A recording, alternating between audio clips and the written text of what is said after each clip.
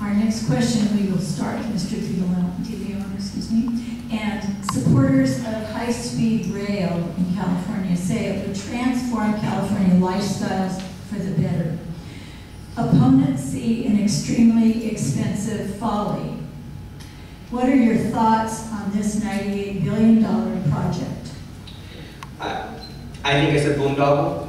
I don't think the Californians want it. I think it's something that they brought forth in Sacramento. This is exactly what I'm talking about. When it comes to the partisanship and not looking forward. Californians don't want this. We're a commuter community, especially like in Riverside. How can you be a representative of Riverside and say, hey, you know what, I'm okay with this? It's not okay, because we drive. Riverside, in fact, most of us in Riverside work in either Orange County or LA County, and we commute. And it takes a long time. We should be putting money in infrastructure out here. And if you represent this community, you should put emphasis in building our infrastructure. Now, I know many have said this is going to create jobs, which I'm all for. But just putting the money in that, just because it's going to create jobs, it's not right. If you build it, people will not go. They will not come. Because that's not California culture. Now, you want to try to change the culture, that's all fine, but don't do it at the expense of the state and money that can be put someplace else, such as in infrastructure. So I'm completely against it. Not because I don't think it's the right time. Maybe in the future, if we're fiscally well, let's build it. But right now, there are other needs that are more pressing. Thank you. Mr. Medina? Can you repeat the question? Absolutely. Supporters of high-speed rail say it would transform California lifestyles for the better. Opponents see an extremely expensive folly. What are your thoughts on this $98 billion project?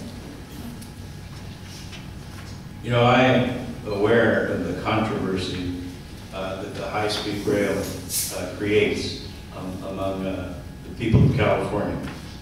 And there are probably good arguments in favor of the high-speed rail and good arguments against the high-speed rail.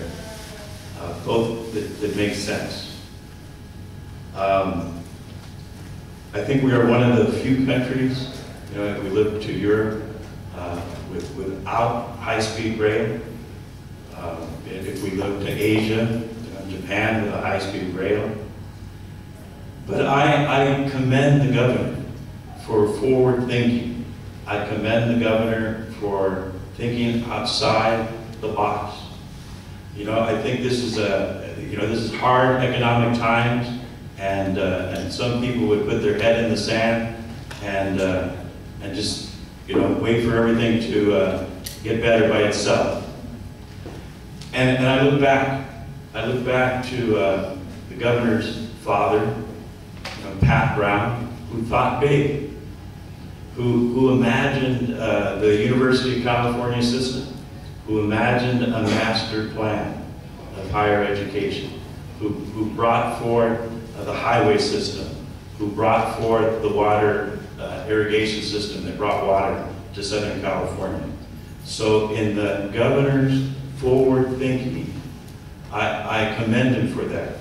And I think that we need to continue to look forward and think outside the box and think for things that can move our state forward. And for that reason, I'm in favor of the high-speed rail. Thank you. Mr. Beatty? Yeah, I'm not in favor of the high-speed rail. It's a pretty pricey price tag, given where we're at budget-wise and deficit-wise. That money's better spent in our education system. It's better spent on our freeways. We have some of the worst maintained freeway systems in the country. And a lot of that money can be used to allow the counties and cities to deal with the realignment issue and felons and criminals being let out of jail early.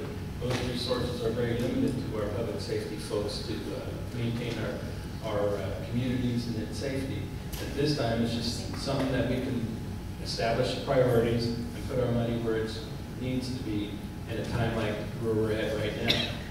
I'm sure high-speed rail has its place and will have its place, but this is the time when we're staring down the barrel of very severe budget cuts like this, and when our schools are at risk. That money's better. I'd give that money for our education system before I put together a high-speed rail that I may not even be able to afford to ride, because it's going to take a high price tag to take it, to ride the train and maintain the system. So until it's much more clearly defined, and the current link that they have, to me, goes nowhere. Between Modesto and somewhere in Northern California, we down here in Southern California realize no benefits. But we can definitely benefit from the dollars pumped into our education, public safety, and to our other programs that are needed. Thank you.